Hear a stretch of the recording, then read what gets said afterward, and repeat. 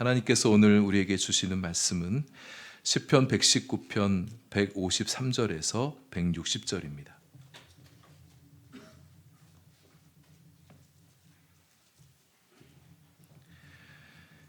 시편 119편 153절에서 160절까지의 말씀을 저와 여러분 한 절씩 교독하겠습니다. 나의 고난을 보시고 나를 건지소서. 내가 주의 율법을 잊지 아니함이니이다.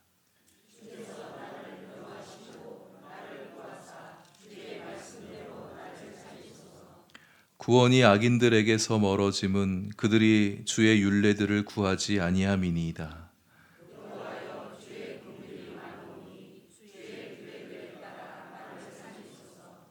나를 핍박하는 자들과 나의 대적들이 많으나 나는 주의 증거들에서 떠나지 아니하였나이다.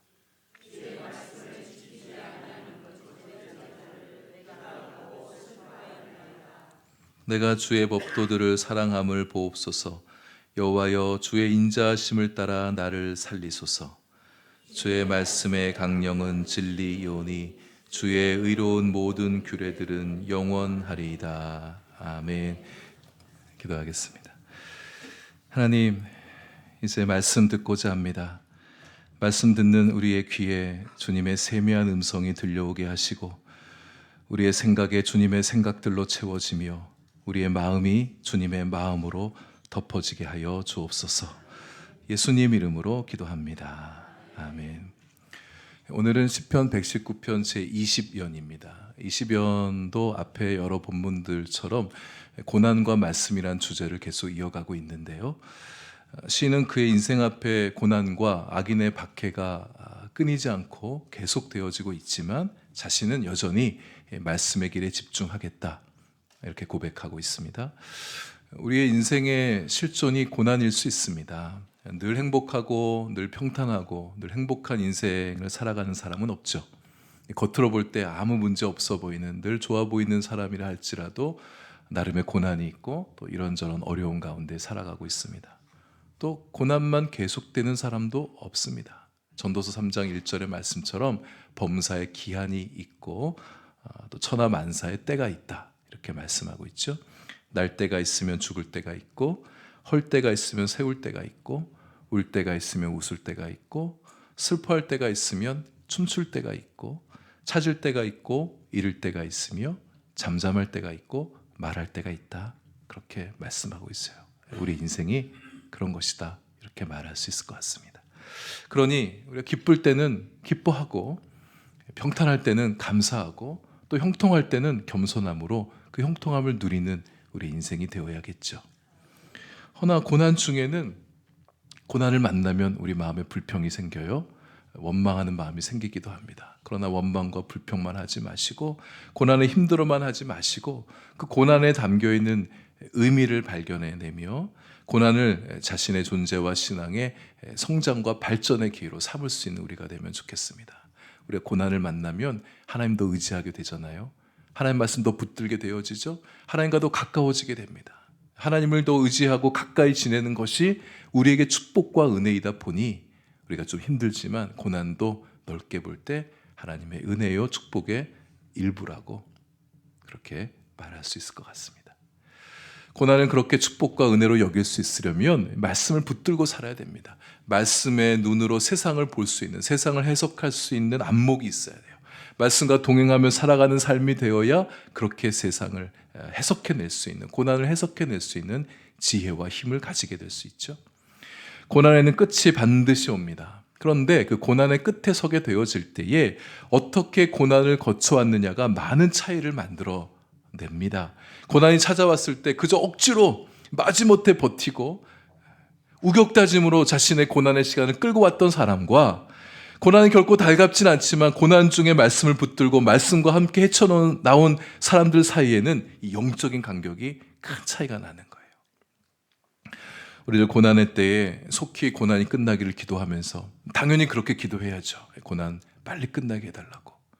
그러나 그냥 속히 끝나지만 말고 그 가운데 하나님을 가까이 하는 은혜, 하나님의 말씀을 가까이 하는 은혜, 고난 중에 고난을 거치며 우리의 존재와 우리의 영성과 우리의 성품과 우리의 삶이 성장하는 은혜, 고난을 거치면서 우리 다른 사람들의 고난을 바라볼 때, 이전에는 무덤덤했었더라도 이제는 누군가의 고난을 바라볼 때 같이 아파하고 같이 힘들어하고 그의 고난을 위해 줄 수 있는, 위로해 줄 수 있는 성숙하는 은혜까지 받고 나서 고난을 끝내고 고난을 멀리 떠나보낼 수 있는 우리 성도님들 되실 수 있기를 바랍니다. 153절에서 시인이 그렇게 기도하고 있는 겁니다. 자기 앞에 찾아온 고난 벗어나게 해달라고, 건져달라고, 고난 끝나게 해달라고 그렇게 기도하고 있죠. 또 고난이 그렇게 지속되고 있는 중에 자신은 말씀을 잊지 않겠다고, 말씀 붙들겠다고, 말씀과 함께 살겠다고 그렇게 고백하고 있습니다. 우리도 이렇게 기도하면 좋겠습니다. 고난 벗어나게 해달라고 기도해야죠. 그 하나님께서 하실 일이잖아요. 하나님 이 고난 끝내주십시오. 그렇게 기도하고 나는 고난 중에라도 여전히 말씀을 기억하고 말씀 붙들고 말씀과 함께 살겠습니다. 그렇게 기도하는 겁니다. 근데 시인이 건져달라는 기도를 드리면서요, 이렇게 간구하고 있어요.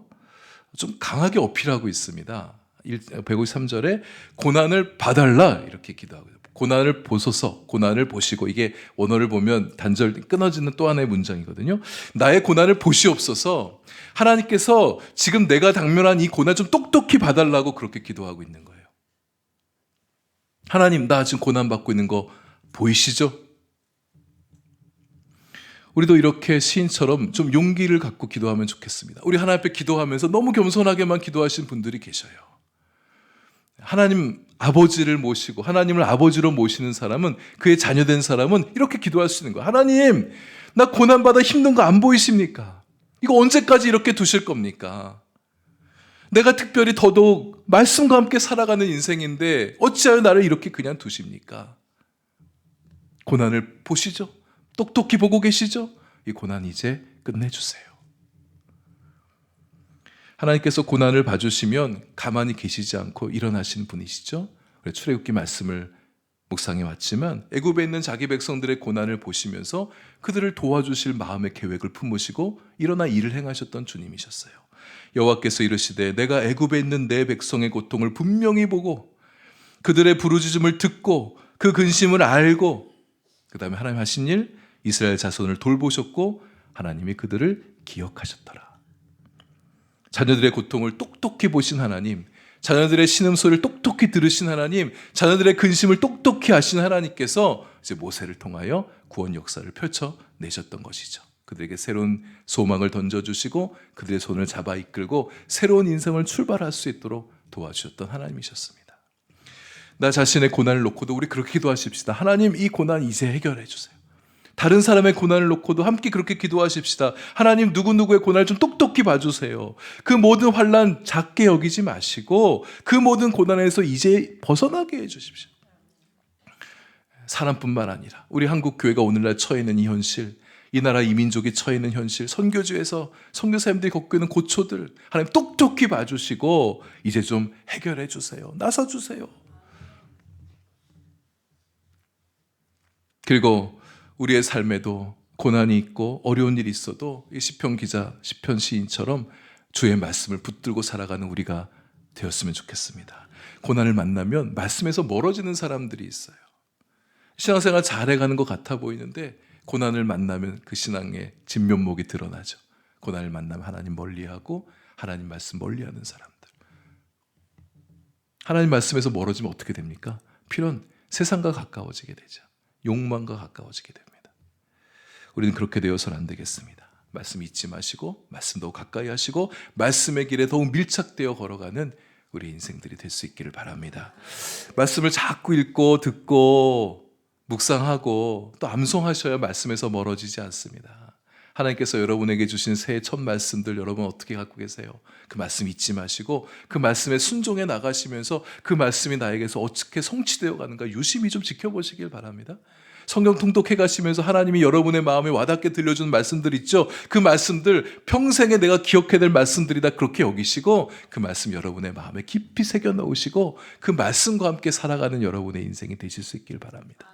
그 말씀이 여러분의 용기를 불어넣어 주시고 지혜를 주시고 힘이 되어 주신 것들을 경험해 가면서 그 말씀 자체에 살아 역사하는 말씀이라고 그랬잖아요. 그 말씀이 능력 있게 일어나서 나를 보호해 주시고 나를 지켜 주시고 내 삶의 길을 열어 주시고 내 삶의 어려움과 문제들 친히 해결해 주신 것들을 목도하면서 나아가는 우리의 삶이, 우리 신앙의 삶이 될 수 있기를 바랍니다.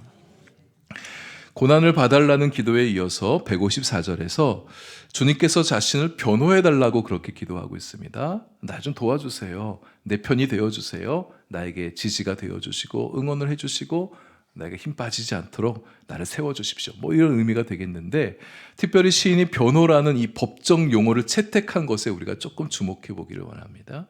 하나님께서 시인을 위한 변호자가 되어주셔서 자신의 억울함과 원통함을 풀어달라고 기도하는 거예요. 원래 변호사가 하는 일은 원래 그런 거잖아요. 누군가 원통하고 억울한 일 당했을 때 그것을 풀어주는 게 변호사의 일인데, 하나님께서 내 변호자가 되어주십시오.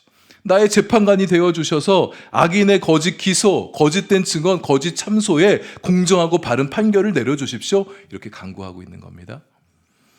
여러분, 누군가 악의를 품고 우리 자신에게 모함을 하고 누명을 씌우고 내가 하지도 않은 일을 했다고 막 그렇게 단정져 버리면 우리 마음 너무 힘들지 않습니까? 너무 속상하잖아요. 사람들에게 좀 이상한 면이 있습니다. 덜 성숙한 사람들에게서 보이는 일인데, 안 좋은 어떤 소문이 나게 되어지면 그 소문을 그냥 쉽게 믿어버리는 거예요. 진위 여부를 파악하지도 않고 자기 안에 어떤 판단이 먼저 들어오면 다른 사람이 진실이라고 막 얘기해도 안 믿는 경향을 보이는, 사람들이 그렇게 내 말 믿어주지 않고 다른 사람들의 말만 믿고 나를 험담하고 수군대고 손가락질하면 우리 마음이 얼마나 힘듭니까? 그럴 때 시인은 자신이 문제를 해결하겠다고 직접 나서질 않습니다. 그렇게 했지만 통하지 않았을 수도 있죠. 악인들의 힘이 너무 강력해서 자신의 힘으로 역부족이어서 그랬을 수도 있습니다. 그럼 어쨌든 이 시인은 포기하지 않는 거예요. 하나님을 찾습니다. 하나님께서 나를 변호해 주실 것을 믿고 하나님 앞에 나아가 도와달라고 기도하고 있는 거예요.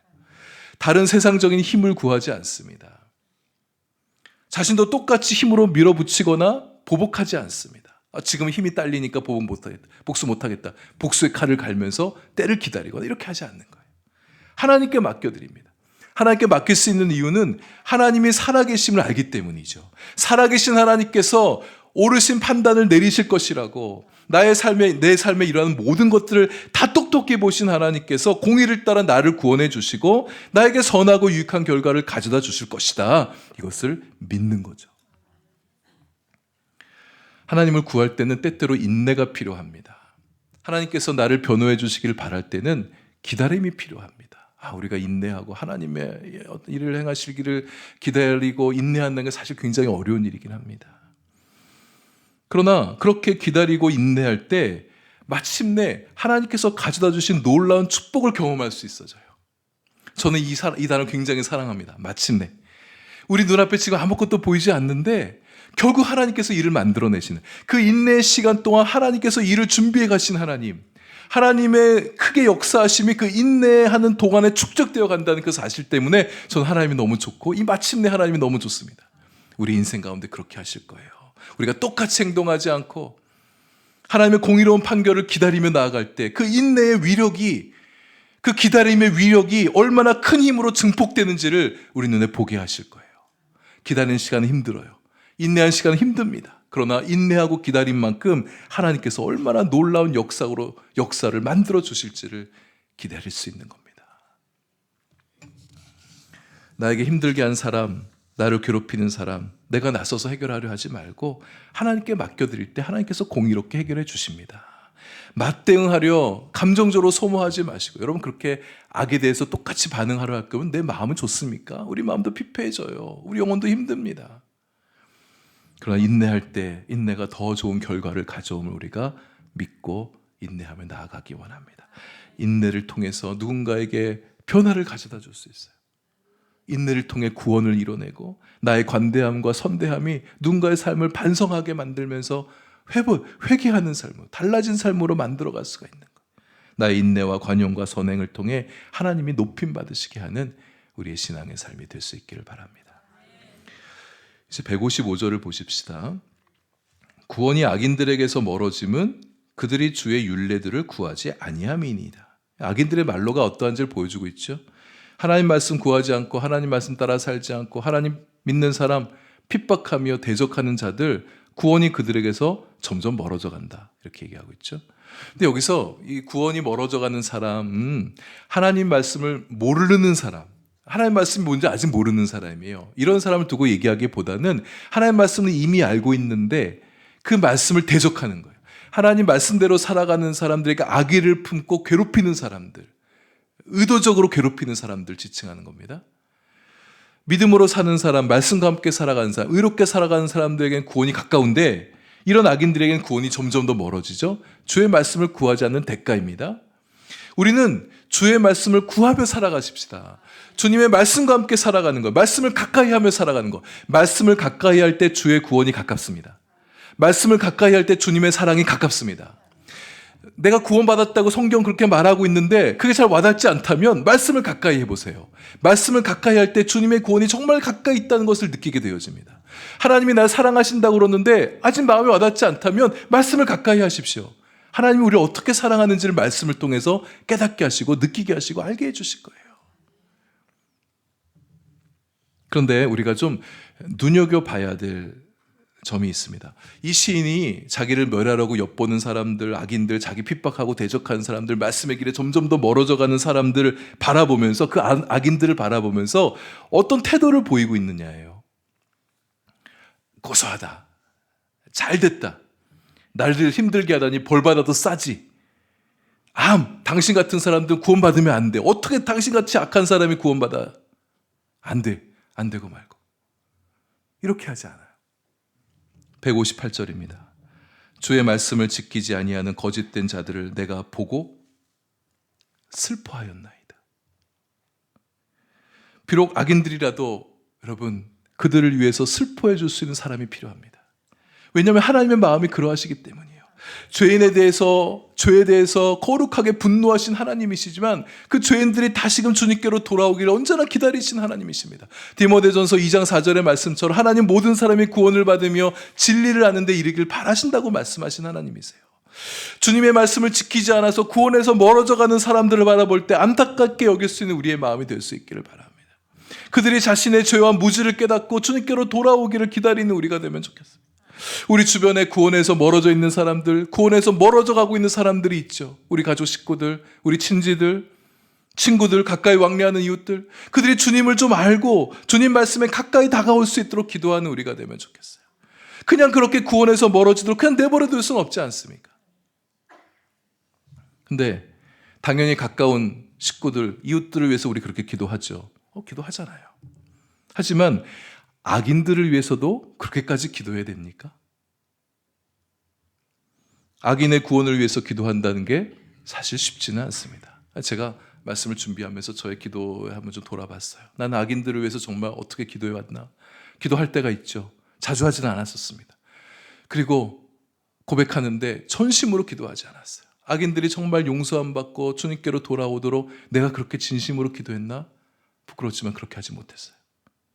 악인들이 거룩하신 하나님 앞에서 큰 죄 작은 죄 하나님 앞에서는 다 똑같잖아요. 근데 우리의 상식선에서 볼 때는 정말 죄질이 약한 사람들이 있거든요. 너무 못된 사람들, 우리 뉴스를 통해서 보는 사람들 있잖아요. 정말 입에 담기 힘든 정말 악한 죄를 저지른 사람들, 정말 미운 그런 사람들 위해서 우리가 뭘 어떻게 기도해야 되나? 내가 어떻게 기도해야 되지?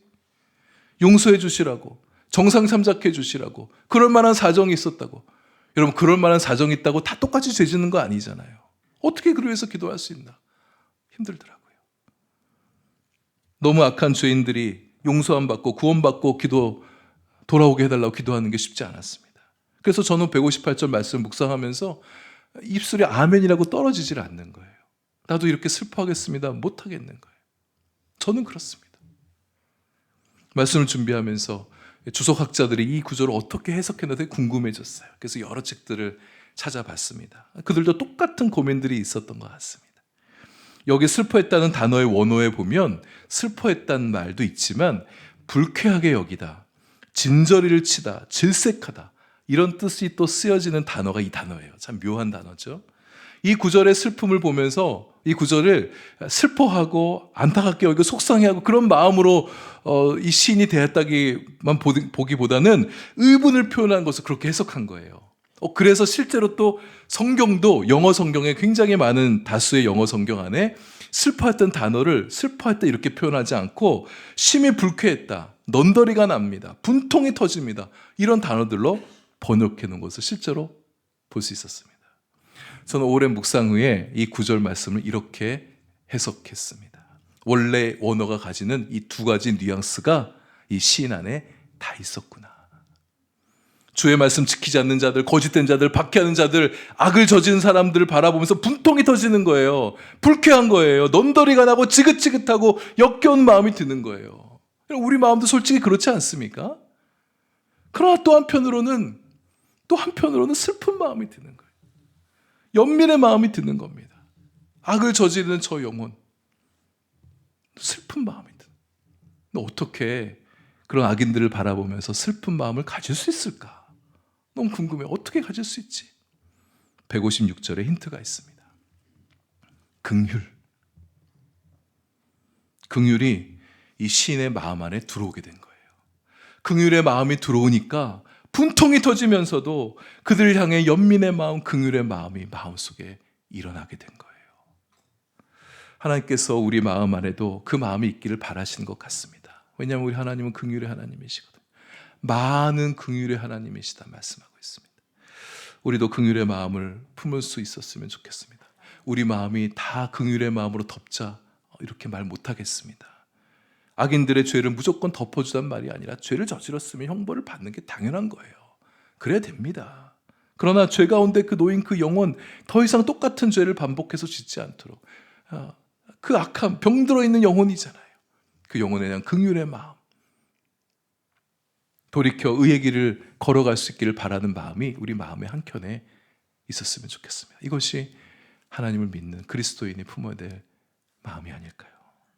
말씀에서 멀어진 인생, 말씀의 길로 방향을 옮기고 말씀의 길 위에 자신의 인생의 걸음을 올려놓고 말씀으로 살아가는 인생이 되도록, 그런 놀라운 은혜가 임하도록. 그런 은혜가 어떻게 임합니까? 하나님의 긍휼이 임하게 되어질 때, 주님의 긍휼이 그들의 영혼을 바꿔놓고 그들의 인생을 바꿔놓을 수 있는 힘이 긍휼에 있으니까 주님의 많으신 긍휼로 그들을 용서해 주시고 그들을 바꿔주시도록 그렇게 기도하는 것. 긍휼히 여기는 마음을 구해야 됩니다. 왜냐하면 우리 안에는 이런 긍휼이 없거든요. 이 긍휼은 내 마음 안에 있는 마음이 아닙니다. 하나님의 마음, 하나님의 언어예요. 하나님 생명의 언어입니다. 원래 긍휼이란 단어가 히브리어를 보면 어머니의 자궁을 뜻합니다. 어머니가 아이를 뱃속에 안게 됐을 때 그를 애지중지하고 사랑으로 키우고 얼마나 정성을 다해서 보호하며 아이를 키워갑니까? 하나님의 마음이 그렇다는 거예요. 하나님의 사람들을 긍휼히 여기셔서 그들을 보호해 주시고 지켜주시고 잘 되기를 바라시는 마음이 하나님 마음 안에 있다는 거죠. 이런 어머니의 자궁 같은 긍휼함이 우리에게는 없습니다. 있지 않습니다. 그래서 하나님께 구하는 거예요. 하나님의 긍휼을 내 마음에 부어달라고. 우리가 하나님만큼 사람들 긍휼히 대하지 못하도 조금이라도 긍휼히 여길 수 있는 마음이 우리 안에 있었으면 좋겠습니다. 우리 마음 안에 이 긍휼의 마음이 좀 자라가면 좋겠어요. 좀 더 깊어져 가면 좋겠습니다. 마태복음 5장 7절에서 하나님은 긍휼히 여기는 자를 긍휼히 여기신다고 말씀하셨어요. 우리가 긍휼히 여기면 하나님께서 우리를 긍휼히 여기시는 거예요. 여러분, 우리도 긍휼이 필요한 자들이지 않습니까? 우리가 누군가에게 조금 긍휼을 베풀면 하나님은 풍성한 긍휼로 우리의 마음을 채워주신 하나님이세요. 우리의 삶을 채워주신 분이세요. 또 우리가 누군가를 긍휼히 여기면 사람들은 우리를 통해서 하나님의 긍휼을 경험하게 되는 것입니다. 긍휼은 하나님으로부터 나오는 생명이기 때문에. 하나님의 긍휼은 악인들뿐만 아니라 믿지 않는 자들뿐만 아니라 우리들에게도 솔직히 필요하단 말이죠. 우리가 악인들만큼 그렇게 크게 나쁘게 악한 악인들은 아니지만, 악하게 죄 짓고 살아가는 사람은 아니죠. 그러나 우리 역시 죄와 허물들을 안고 살아가는 연약한 사람들이지 않습니까? 말씀대로 살겠다고 굳은 결심을 했다가도 조그만 시련만 만나도 흔들리고 내 뜻대로 일이 되어지지 않으면 하나님 원망하고, 내가 손해볼 것 같으면 말씀대로 살 것을 은근히 철회하며 살아가는 우리들 아닙니까? 죄를 가까이 하지 않겠다고 회개 기도했어요. 결심했어요. 그러나 죄의 달콤함을 못 이겨서 또다시 버렸던 죄를 다시금 끌어안고, 이제 다른 사람 내가 험담하며 살지 않겠다고, 내 입술 거룩하게 하겠다고, 이제 남들 욕하지 않을 거라고 그렇게 결심했다가도 밉상인 사람 만나게 되어지면, 마음에 안 드는 사람 만나면 또다시 험담하고 비웃고 조롱하고 다른 사람에게 뒷담화하는 그런 우리들 아닙니까? 하나님의 힘을 믿고 내가 이제 세상 두려워하지 않고 담대하게 살겠다고 결심했어요. 다윗처럼 하나님을 의지하면서 적진을 향해 달려가겠다고, 어떤 담도 뛰어넘겠다고 그렇게 믿음으로 고백했어요. 근데 막상 세상에 나와보니까 세상이 너무 크게 느껴져요. 또다시 두려워하면서 주저앉아버리고 세상에서 숨어버리고, 인생의 장애물쯤 내가 얼마든지 돌파해 가겠다고 결심했다가도, 자신만만했다가도 왜 이런 장애물 내 앞에 갖다 놓습니까? 왜 하나님 나한테 왜 이러십니까? 원망하고 불평하는 우리들의 모습은 아닙니까? 들의 백합화도 들풀도 입히시며 기르신 하나님, 내 인생 굶게 하지 않겠구나, 이런 믿음이 들었다가도, 내 노후, 내 미래 주님께 맡겨야지, 이런 마음 가졌다가도, 통장의 잔고가 점점 들어갈 때, 몸이 약해질 때, 몸이 약해지면 마음도 약해지게 되잖아요. 자신이 없는 거예요. 두려운 마음이 드는 거예요.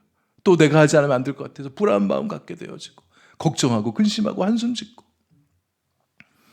말씀의 은혜 받고 말씀 읽어가면서 용기와 축복을 주는 말씀 붙들었어요. 그래, 나 이제 말씀대로 살겠어. 에스겔 기도에 마치고 뜨겁게 기도하고서 이제 성령 충만하여서 내가 힘있게 살아갈 거야, 그런 마음 가졌다가도 누군가의 말 한마디에 또 의기소침해지고, 달라져야 될 삶의 환경이 달라질 기미를 보이지 않게 되어지면, 현실의 벽을 만나면 힘이 또 쭉 빠져서 주저앉아 버리는 그런 우리들의 모습은 혹 아니십니까? 큰 믿음의 사람이 되겠다고 너그러운 마음 갖고 살아야지, 사랑하며 살아야지, 온유한 성품의 사람이 되어야 되지, 그렇게 결심했다가도 어떤 힘든 일 만나면 믿음 뚝 떨어지고, 작은 것에 인색하고 별거 아닌 것에 분노하고 사람들 이기적으로 대하곤 하는 우리들의 모습을 마주하게 되진 않으십니까? 내가 이거밖에 안 되나, 또 좌절하고 낙심하고. 이런 우리를 하나님께서 긍휼히 여겨주시기를 소망합니다. 주님께서 우리를 긍휼히 여겨주시면 우리 다시 일어설 수 있습니다. 우리의 연약함, 우리의 허물, 우리의 죄에도 불구하고 어제 큰 결심하고 오늘 또다시 주저앉고 무너지는 우리들이지만, 그럼 우리를 또다시 품어주시고 받아주시고 이해해주신 주님이시기 때문에 우리가 다시 일어설 수 있게 되어지는 거죠. 한 번의 긍휼로 모든 것이 바뀌지 않는다 할지라도, 어제 긍휼이 필요했고 오늘도 긍휼이 필요하고 내일도 긍휼이 필요한 우리들이라 할지라도, 그렇게 긍휼을 입으며 살아가다 보면 어느새 우리가 연약함을 벗어버리고 죄와 허물을 벗어버리고 연약함에 넘어지지 않는 단단한 믿음의 사람으로 서가는 우리가 되어가는 것을 만나게 되어질 것입니다. 왜냐하면 하나님께서 우리 그렇게 세우길 원하시거든요. 그분의 긍휼로 우리를 덮어주셔서 우리가 단단한 믿음의 사람이 되길 바라시기 때문에, 우리를 그렇게 이끌어 가시기 때문입니다.